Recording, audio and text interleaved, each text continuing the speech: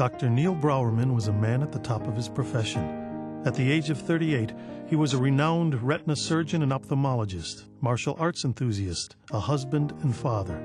By all outward appearances, Dr. Brourman had all that he worked so hard to achieve.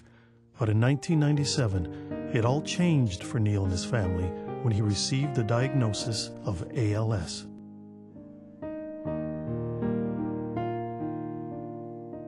We saw Jasper Dalby, who had written many articles. He was a big guru in ALS.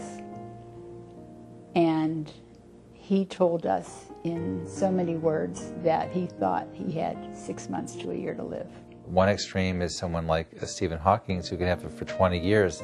The other extreme, which is the very fast version, like what my brother has, in which he went from fully functioning to being on a ventilator in the course of less than 1 year. You believe a lot of people with ALS can live longer and more fruitful lives, don't have to think about dying, don't have to be as depressed as they might be, through learning more. The vast majority of people who die with ALS die from respiratory failure.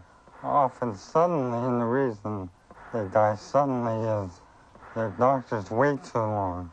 They don't put them on ventilators. The quality of life of patients with ALS on ventilators is quite high. Now, 7 years later, Dr. Brourman lives in a condition which is referred to as being locked in. He has no movement or speech, no ability to eat, drink, or breathe on his own. But inside his body is the same man, with the same mind and spirit, a spirit that allows him to continue on. He's one of a kind. He's phenomenal. He has a tremendous will to live, and from a parental standpoint, we're extremely proud of him. By using a ventilator, Neil has been able to stay alive, allowing him to pioneer new methods of alternative communications for ALS patients. Neil now conveys his feelings through the use of a polygraph machine, a method that, until he adapted its technology, had never been utilized for this purpose.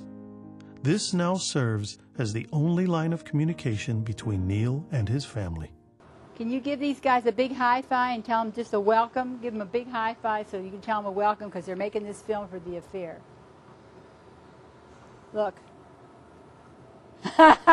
See? That's great. Uh-huh. What we do is when that line is straight and thinking of a blank wall, that's a no answer. You have to get yourself excited, and then the line goes up, and then that's a yes answer. So Neil can control it that way. Jack Tremarco said, he was so excited, we all started screaming. He said, it works. And he said, very easily. And he said, you've made my year. I said, Jack, you've made my life. We've got him communication. The Brourman family has been a major source of support and encouragement for Neil. Together, they created the Neil Brourman, MD, ALS Research Fund, established to find a cure and effective therapies for ALS. Since its inception, the family has donated and raised close to $1 million for the fund. He really feels there will be a cure, and that's what he's working on. His name is out there everywhere. We're fighting to raise funds to help these scientists come up with a cure. There's more research going on now than there ever has been before.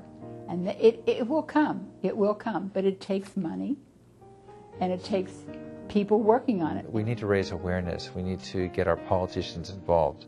And much more money needs to be put into this. Even with his body struck down in the prime of his life, Dr. Neil Brourman's work continues on. His efforts today improving the lives of the ALS patients of tomorrow. He's not a fighter, he's a warrior. I marvel at his spirit. I marvel at his love, and I marvel for his want to stay alive. Dr. Brourman epitomizes the fact that ALS can conquer the body, but not the mind and the spirit.